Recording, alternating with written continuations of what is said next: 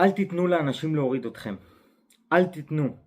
אנחנו רק ניקח את זה ונהיה יותר חזקים. שמי בניהו יהושע, מאמן כושר. התחלתי MMA לא מזמן. עושה גם קרב מגע.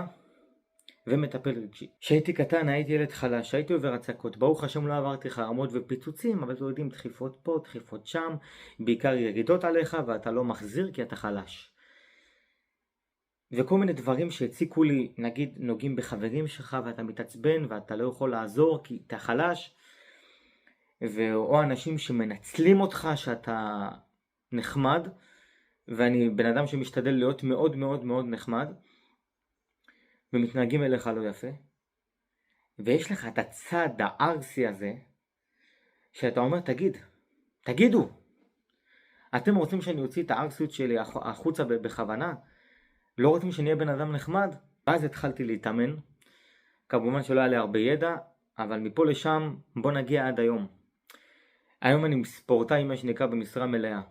מתאמן כל יום, חוץ משישי שבת. ולמרות שאני בן אדם די פחדן, עם הרבה חששות מהטבע שלי, אני הולך ועושה דברים שהם לא קלים. כמו להיכנס ל-MMA ולעשות ספארינגים ולחטוף מכות לפעמים. ולהגיע לקרקע, זה דברים לא קלים, בטח לא בשביל בן אדם כמוני. אתם יודעים בזכות מי זה? זה לא בדיוק זכות. כל האנשים האלה שהציקו, הצבנו, בגדו, פגעו, או לא רק זה, קורה דברים שקורה לי בחיים, כל מיני קשיים שאין לי למי להוציא. אתם יודעים מה זה קורה שאין לכם למי להוציא?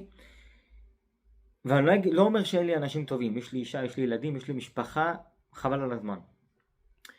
אבל קורה שיש דברים שאתה מתבייש לספר, או דברים שסיפרתי, ואמרתי שיש כזה דבר שמעצבן אותי, ואף אחד לא מבין, אף אחד. ואתה אומר, מה זה? שילכו אלף עזאזל, מה קורה פה? זה קרובי משפחה, אמורים איכשהו להבין אותך. ואף אחד לא מבין, באמת אף אחד לא מבין אותך. ואני לא אומר שאני יותר טוב, לפעמים גם אני לא מבין את המשפחה שלי.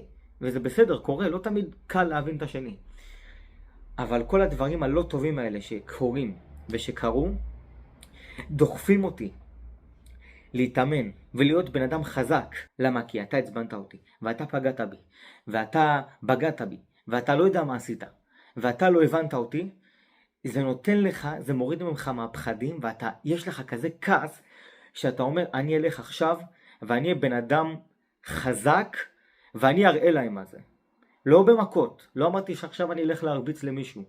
אמרתי מספיק שיש לך, שאתה בן אדם שמתאמן, ואתה משיג דברים, ואתה ממשיך, אתה מרגיש בלתי מנוצח, ואתה מרגיש שאתה פירקת את כל האנשים האלה. אני אגיד לכם את האמת, אני עכשיו בעצבים על משהו, שאף אחד לא מבין אותי. אבל היום נגיד יש לי אימון MMA, וזה המקום שלי להתפרק. זה הבריחה שלי.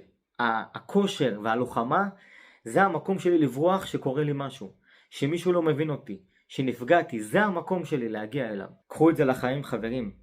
קרה לכם משהו רע, קורה לכם משהו רע, יש משהו שלא מבינים אתכם, מעצבנים אתכם, לא יודע מה קורה לכם, לכו לאימון, תפרקו את האימון מה שנקרא. לא אמרתי עכשיו לפרק לאנשים את הצורה באימון, אבל תבואו, תתנו עבודה, תרגישו חזקים, ואתם תראו לכולם מי אתם. כמובן, אני נותן לכם ערך, ואני משתף אתכם ברגעים הרגשיים שלי.